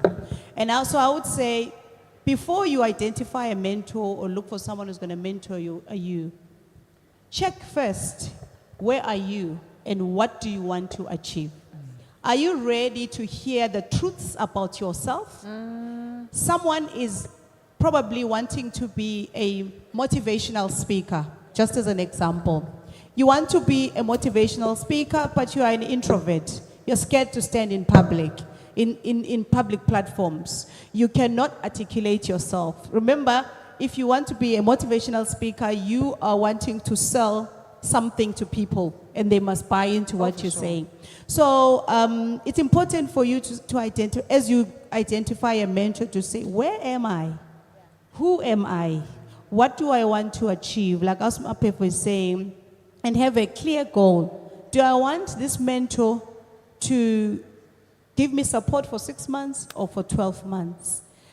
And unfortunately, the people we identify to be our mentors are not readily available. And I think this is where reading becomes important. I always say that there are close mentors and distant mentors. I have learned a lot from distant mentors. Distant mentors come in the form of someone writing a book. So you don't need a physical person to advise you, but you can read a book about public speaking, a book about motivation, a book about prayer, a book about anything that you want in life. So to be identifying, it's a good thing you have a face-to-face interaction with Asma Pefu, you're having coffee, etc. But there's information which I believe sometimes we are a little lazy to get because it's hidden in a book. I'm not going to read it. I want her to tell me how she got to where she got to. But the same information that she has, she found it in a book. She found it somewhere by watching maybe a motivational speeches somewhere. So it's important as you identify your mentors to say, what do I want to do? How do I want to get there? And what platform can I use? Am I going to use a human platform? Am I going to use technology?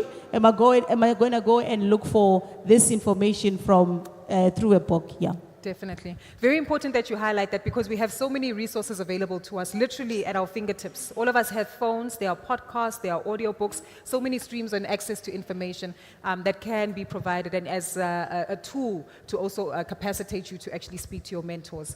I'm aware that we might be under pressure for time, so I do want us just to check on the floor if we can take any questions. About 3, because we do want to ensure, I see your hand at the back, ma'am. Please keep it up. It's just easier for our colleagues to identify you and get the roving mic to you. Your hand has also been noted, ma'am. We'll take 3.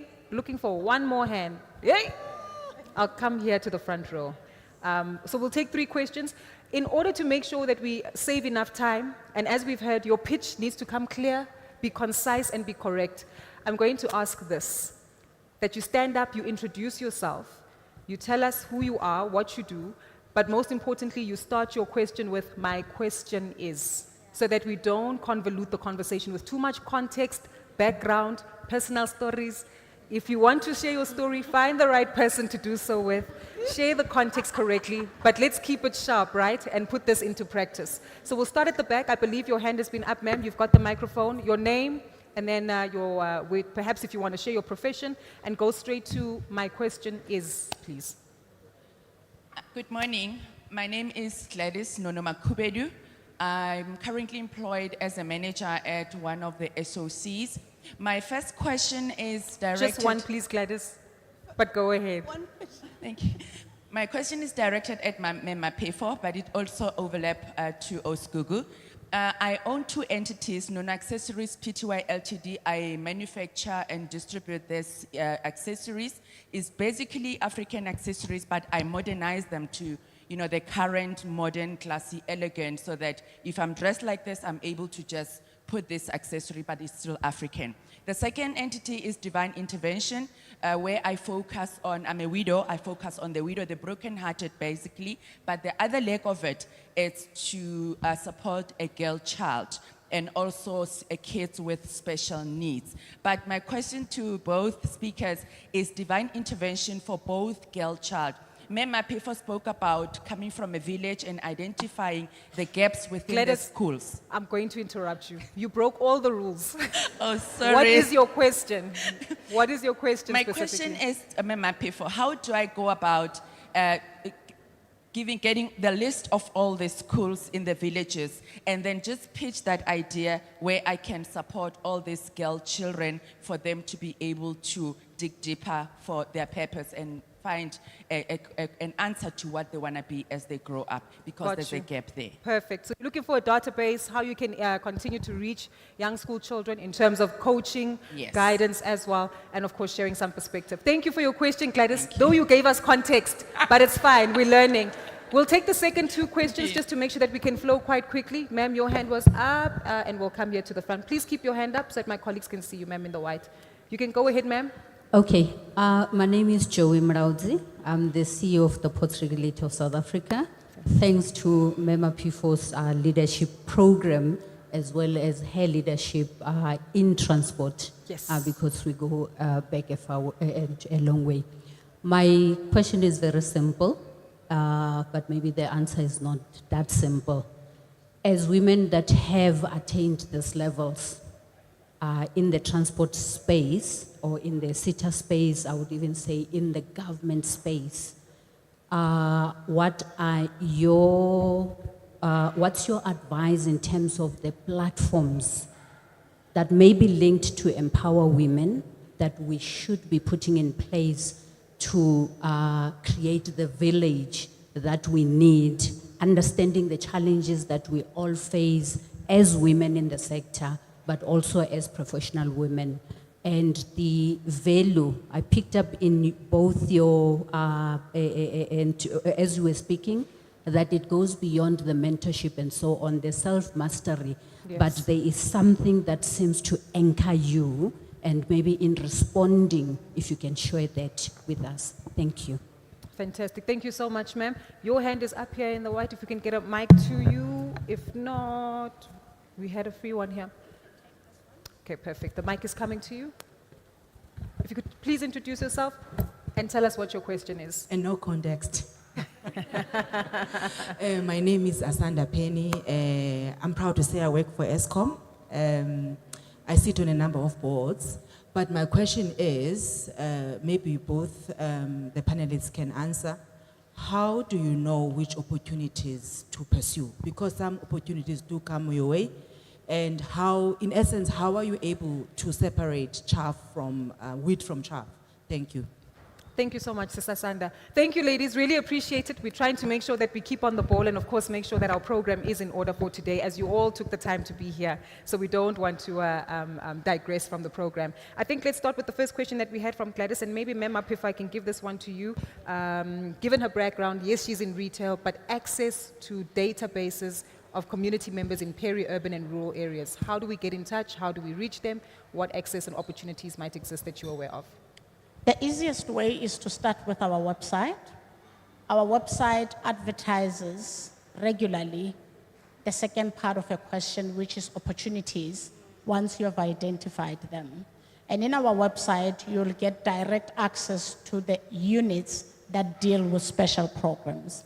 For an example, for the adopted schools, you'll get the relevant people in communications or projects to assist you with the database, depending which province you want to focus on, or whether you want to focus holistically on those. And then you can then identify what type of support in that school that you've identified that you want to assist the girl child. The current focus of our adopted schools model focuses on science, technology, maths, and English. We take those as gateway subjects to get into the transport sector. And therefore, if you want to support those kids, even with winter school programs and camps, you can then identify, because they are spread across the length and the breadth of the provinces. So get information from the relevant people and then be able to pitch the idea guided by the website. Perfect. And I think that's important, Gladys. I'm aware that you work in a retail space, as you said, designing jewelry and the likes and accessories, but that alignment also does make sense. So you can get access to the schools, but make sure that what they require is actually aligned with what you actually have to deliver and offer. Let's get some feedback from our wonderful CEO, who actually put it so beautifully in terms of making sure, number one, can we tap into access and accessing pools or communities to widen the scope, bring more women on the table? But she touched on a very important point around self-mastery. I'll give it to the both of you, if we can be brief on that one. But this is your mentee also. So let's talk about that. Congratulations to you and your mentor to actually witness such growth. No, thank you so much. I think it starts with God. For me, it starts with the Lord. I believe I have been sent, and I've been sent by a higher power. And that higher power is God. So I get centered in Him that sent me first, before I find those that are around me that are aligned to that which He sent me to do. And then when it comes to how to really leverage different women formations, especially in different spaces, we have a lot of women organizations. And these women organizations, most of them are targeting professionals, and some are just targeting those that are in business. And I believe what Joey is asking is that maybe it is about time that we found a way to converge the different formations, because it doesn't help us to compete. United, we can do a lot. Maybe the next space for women empowerment should be for us to say all these women formations. Can we have a boss Berat? Right. And talk about the things that make us converge. Let's stop trying to be the queen bee alone. Let's just fly information. Got you. Collectively. 100%. Sis Kuku, I think the self-mastery one is also very critical because you're very young in your role. And that actually speaks to a heightened level of awareness, maturity, and proactiveness that you also have to depict when it comes to being in a leadership position. I think self-mastery for me is like a muscle that you train continuously. It's not something you wake up and already you know how to master yourself. It's about first of all, understanding yourself, but also being able to understand what makes you tick and what are some of the things that sparks a light in you. Yep. And once you know those things, you gravitate more towards those things because they will build you inwardly, whether it's your spirituality, whether it's pursuing academic, your academia, or it's also just finding circles that support you as a person.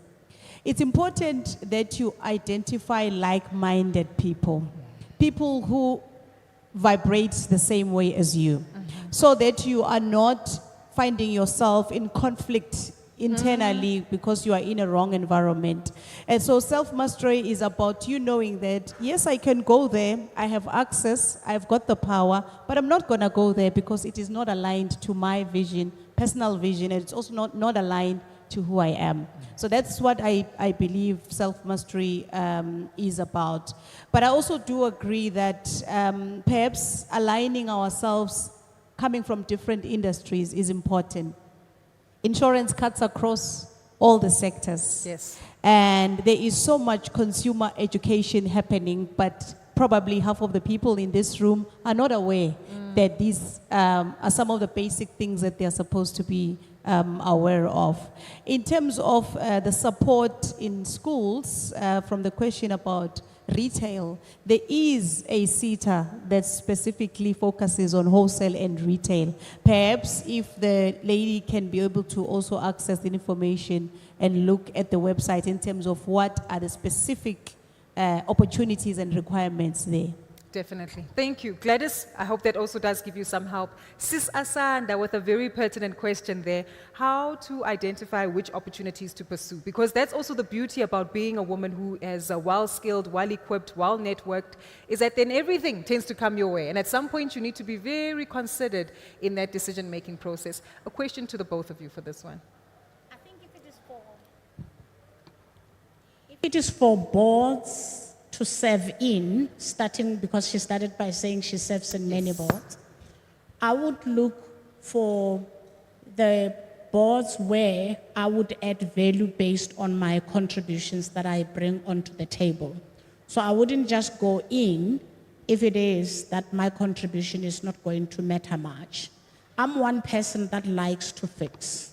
So I love things that are broken, because I just have a natural knack to just work with those that brings it together. So if I'm looking for a board to serve in, it's a board where people are afraid to go there. It's a board where they say it's very dysfunctional. Things are not happening. They've got issues. That's where I want to be. A fixer. Because I want to go and channel my energies where it works. But if it is that you're looking for even leadership positions in an SOE to move from ESCOM to another SOE, it depends as well, what is it that drives you, that makes you tick? If it is that you like to work in a stable environment and you want to add value there, then you choose for those, so that you don't carry too much than what you and your passion and your energy can carry. Got you. Very briefly, your closing thoughts, encapsulated with identifying the right opportunities? I think opportunities, you identify opportunities based on your vision and who you are and the direction that you want to go to as a leader. So it's not always any opportunity that is available, that is suitable for you. Sometimes other opportunities present themselves and they look very good, but they literally ruin your entire reputation. And you find it difficult to come back from that opportunity. So it's important to check qualification-wise, experience-wise, is this aligned to my experience, my qualifications? Is it also aligned to just my belief? There are entities, public or private, that, you know, based on your own personal choice, you wouldn't want to be as associated with, not because there's anything wrong, maybe it's because of the brand. You don't want to be associated with the brand. So the choice of all of these things are just a combination of whether is your experience aligned to it, are your qualifications going to be aligned, are you going to add value? Because sometimes we take opportunities on the basis of wanting to maybe earn extra cash here, but it is not aligned to you and you're not adding any value, but you're just drawing fees. So it's important to choose the opportunity based on your personal alignment and what you are trying to achieve as an individual. Definitely. Ladies, we appreciate your time and the thoughts and the considerations you've shared from the keynotes and even indulging us in the conversation here for the panel, to the questions that were asked, Sis Asanda, Sis Joe, and of course Gladys. Really appreciate it, and of course hoping that if there's more pertinent themes that you'd like to describe, that we'll be able to address them on the sidelines with some of the speakers. Just make sure that your pitch is clear, as has been described. And even if you don't have a clear pitch, perhaps say so. I am still figuring it out right now, but I want to take the opportunity to introduce myself so that at least then it does pave the way forward for us to have future conversations. To Usis Kuku and, man, a phenomenal powerhouse of Maphefo. Please give them a round of applause. As you leave, please accept this token of appreciation on behalf of EmpowaWorks before you make your way off the stage. And we need a picture. We need a picture. Oh, in the center of the stage? Okay. So, ladies, I don't know if you noticed, but as you walked in today, there's a photo booth in different spots for you to take pictures, right? Yeah. Perhaps allow us to demonstrate how to do it. Right? Stomach in. All right. Beautiful chest out. Yes. Shoulders back. Yes. Leg to the front. Tilt your hip and smile.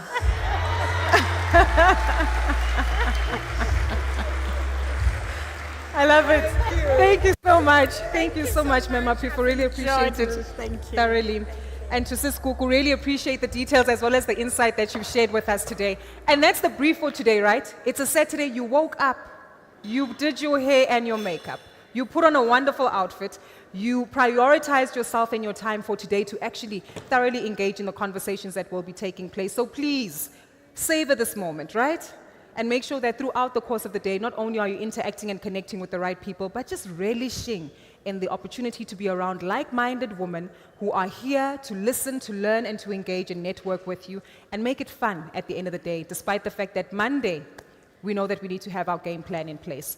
Before we do get some feedback from a very important person who has played a critical role in making sure that all of us are gathered here today with the support and sponsorship of our partners and peers who have been listed on screen, and most importantly, the various speakers who will be addressing us throughout the various panels that we'll have here today, I do want to remind you that so far we've tried to make back some of our time, but we are going to make sure that we do have adequate time to participate in the various sessions that will be taking place in the different rooms. I'll give you some guidelines as to how to identify those rooms, but before we get there, another phenomenal lady who has continued to make sure that her network is quite literally her net worth. She is someone who knows how to pull women together, and as has been described by Sis Jo, making sure that there's this opportunity and this plethora of women that we can tap into as a database. She is one of the most incredible forces who has made today's conversations possible. Please warmly welcome. If you don't know her face, you probably know her name. If you don't know her name, you probably know her work. And if you still don't know her, well, you will know her by the end of today. Please welcome to the front of the stage, very, very warmly so, Zaz Molo, to give us our concluding remarks. It's all yours. Such a pleasure. Good morning. How y'all doing? So, I heard a couple of ladies that were on stage that they're saying, giving you tips. My tip is that get yourself amazing friends, and then they say amazing things about you in front of people, and then you look like you're the it girl, and then everybody just lips it up and they believe what your friends are saying. But thank you so much, Gooks, for that wonderful, beautiful introduction. And yes, I do go by the name of Zaz Molo. And oftentimes when people say, what does that mean? My name is Zazini. And when I introduce myself, I say, but if you like me, or people who like me, call me Zaz. And then that's how I would know whether you like me or not. So I just want to thank you so much for being here this morning. Thank you for showing up for yourselves. And most importantly, I want to thank people who showed up also for me. There are a lot of women that I called during the course of the week and the month. And I think the messaging, everybody, when I said, guys, we need help. This is what we're doing. This is what we're working towards. Everybody was ready to roll up their sleeves because I think it is clear that the women of South Africa are prepared to lift as they rise. And thank you. And I often hear stories of people who say women don't support one another. And it breaks my heart because women around me, they do support me. And I don't want to nullify anybody else's story if you're not being supported. And the reason why we have this platform, it is so that all of us can find people who can be our allies, people who can support us, even if they don't understand what you're doing, because most of the speakers today, they're like, we don't get it, but it's okay. Because you called, we will show up. Get people who will show up and when you ask for help. And also, I think it is also important and critical that you be that person as well for other people. So EmpowaWomen, it really is a platform that is geared towards women supporting other women. And when we started this leadership summit in 2023, it was a madhouse. And everybody was like, how is it going to happen? How are we going to do this? And I think because, as my daughter says, I attend events for a living. My daughter thinks I'm an influencer. And if you ask her, she's 11 years old, so God bless her heart. And the reason why I'm saying this is that when I've attended so many events of women that are doing phenomenal things in their own spaces, and oftentimes we don't even know the amazing work that they do because we never gather like this to say, what are you doing? How can we support you? How do we make sure that we lift you up? And how do we amplify your voice? And it is quite impossible for us to amplify each other's voices if we don't know each other's wins and each other's struggles. EmpowaWomen, it is a platform exactly for that. And oftentimes we talk about breaking barriers and breaking glass ceilings. But the barriers that are critical for us to break It is the barriers that we've built between ourselves in all these sectors that are represented here today. I mean, last year we focused on 10 sectors, and this year we decided that let's focus on 16 sectors because there are many young people who look like us, who want to get into these sectors, but they don't have or they don't see representation. And we wanted them to have access to you. Those are the women that are in this room. Sometimes they see you on TV. Oftentimes they see you on magazines, or they even see you on Instagram. And they don't know that there is a story behind each and every woman that is seated here. And this platform, it is really around that to say, how do we make sure that our children don't ever have to start where we started? And oftentimes people will say, I struggled. I see, it's okay, it was your struggle, own it. We don't have to.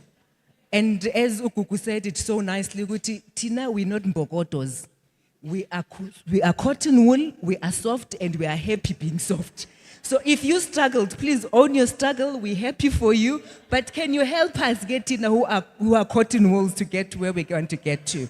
But really, the reason why I really wanted to get up here, it was to really, thank you, Osma P4. Every time we knocked at your door, you opened your arms and you supported us. You've supported literally all our platforms because for you, it is not about talk and chalk. It is real, it is tangible, it is impactful. Siskuku, similarly, we come to you both all the time, and there's never been a day where you're like, yo, let me see. It is always, where are we going this time? Which lives are we going to be impacting? And the speakers that are here today, you all know, right? Coffee is on me. And the speakers that are here today, all of them are quite phenomenal, amazing women who are doing great things. And if you want to do yourself a favor today, please walk away with an opportunity, whether for yourself or for any young person that you know of. Please do not leave this place with nothing, because that is not what this platform is about. This platform, it is for each and every woman that is in this room to walk away with something. With that said, I would like to thank our sponsors, and I would like to thank our sponsors also for the gifts of the speakers video. Thank you so much, Sisi. You see, the way I am so broke, guys, I didn't even have money to buy gifts for the speakers. That's why I'm saying to them, I'm going to take them out for coffee. So please support me next time. Please. That's exactly what I said on radio this morning. I said, you know what's something that I love about men? When men need something, they're not going to say, they'll be quite clear to say, 50 million. And you can tell me if you have it or not. If you don't have it, who next has it? Just connect me with somebody that has it. So next year, we're looking forward to having a power-packed EmpowaWomen. We're also going to be looking at 20 sectors. I know this year we had proposed to do 20 sectors, but the space here was not really big enough for that. So we're taking it, we're copying Usibu Mabena. She's done it for us. We're going to Comdry, and it's in Meldersdrift. It's an amazing and beautiful space, and we would like you to come along with us, each and every one of you that is in this audience. Thank you, Tita. Thank you, Agresita. Metro FM, I would have made a mistake if I don't thank you. I mean, early in the year, Ukuku spoke about how we met during International Women's Day, and I think my message was quite clear to say, if you are in the media space, what are you doing if you're not amplifying these women's voices? And Metro FM came on board to say, we heard you and we are going to do right by you. So thank you for that. And they're around also today. And CCBSA as well. Drinks are on me today. Who else am I forgetting? Sis Gugu, I've mentioned you. But more than anything else, I would like to thank the EmpowaWorks team. The work that you do, it takes a whole lot of sleepless nights. And if you were to see the team, what it looks like, you'd be amazed that we put together something of this nature. But it is purely because of dedication and also under the leadership of my beautiful sis there, Dumi Sileleru. And we've really been in this business of ensuring that we impact communities. And please, if you have anything that you would like to have a conversation with us about, be it youth, be it women, men. I know your men tell you that in February they go to a men's conference that doesn't exist. We have a real men's conference. You can plug them. It's going to be November the 16th. So we have literally everything for anybody. But if you were to look at our platforms, the common thread there, it is about having impact. Thank you so much for coming, ladies. I appreciate you. Okay. Okay, ladies, so we've come to the exciting part of the program, right? It's so beautiful to see this room so full. When we started this morning, we were aware that many of you were still making your way in, but the excitement really starts now. The different sessions and conversations that we're going to participate in focused on wellness, manufacturing, entrepreneurship, finance, and so many others are going to essentially start in at least 5 minutes. I think we're going to try to claw back some time just to make sure that we do attend the sessions timeously, as we are at least already 30 minutes behind the official program for today. I do want to give you a heads up for you to make your way to the various sessions. If you don't have a copy of the program just yet, bear in mind that there are QR codes available through the entrance that you might have made your way through. If you open up your camera, keep it open, click on the link, don't take a picture of the QR code, but rather click on the image that will come up on the camera. That will give you an option to actually download the program for today. And from that, you'll be able to allocate yourself to the necessary sessions that you'd like to attend. There's a wide variety. The experts and the speakers in those rooms are people of top quality in terms of their depth and knowledge in the industry, their capability to also expand and open up networks, and the insight that they'll be able to share. So please make sure that you address the conversations that you want accordingly to what your interests are. I do also want us to emphasize the fact that this program and session will be running through till 4 o'clock, so there are opportunities for you to move between the sessions, and of course make sure that you are able to network with some of your key players and partners that you'd like to speak to. Of course, this is all about amplifying the messaging that we have here today, so that we quite literally make the circle bigger. As we've heard, as that does allow for us to also engage, network, make sure that we post much of the updates that we have here today on social media, and speak to the various clients that we'd like to address and get to. But what is imperative? Just before we do start with our sessions, which will start now at 10:45, so we'll give you about 2 minutes just to move to the respective rooms you'd like to go through, move with your respective refreshments, and of course make sure that you adequately start with the various presentations that will start. What we do want to emphasize is that many of you as women are gathered here today, and I have the refreshing view and perspective of actually seeing all of your faces. And the fact that we can recognize so many familiar people, faces and spaces that we've interviewed, that we've engaged with, that we continue to encounter in ongoing conversations, and even new faces who continue to keep the lights on, Sis Andy in the back. We really are appreciative of your efforts and most importantly, your time today. And why I emphasize this is because from my experience, these ongoing engagements have forged and cultivated real relationships, where we are able to work together, where we are able to offer the necessary counsel and advice, and sometimes maybe just continue to support each other from the sidelines through the ongoing feedback we share to say, I see you, keep going. I'd like to work with you. How do I do that? Thank you for having me on board for that particular project. So as someone who has had the opportunity to not only work with EmpowaWorks, but most importantly, many of you here in the room, we want to continue amplifying your voices. We want to acknowledge the fact that you are present. And most importantly, I want to say we see your light as a woman. The deliberate effort and attempts you've made to be here is evidence of that. So let's continue to build the mold, to shape the script as we develop it, because there's one important factor that we need to keep in mind as we are gathered in this room.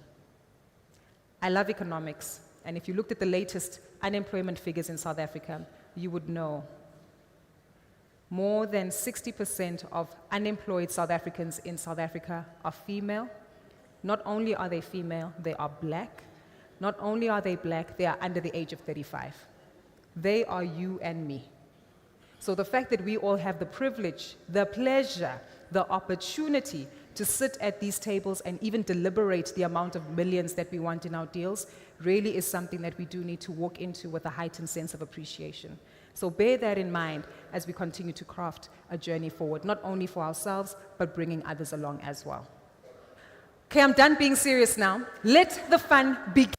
Ladies, please do make sure that you find yourselves in the appropriate rooms that you'd like to participate in. There's a wellness stage, manufacturing, entrepreneurship will be taking place here, and we have a phenomenal lineup of MCs who will be heading up these conversations in the various rooms. The likes of Faith Mangwope, the wonderful as well Zinati Kuma, and many other MCs will be participating to drive the conversations with the speakers and panelists in their rooms. It is 10:46 now, so I have overstepped on time, but let's do this. We want to promptly start the sessions at least by 11 o'clock.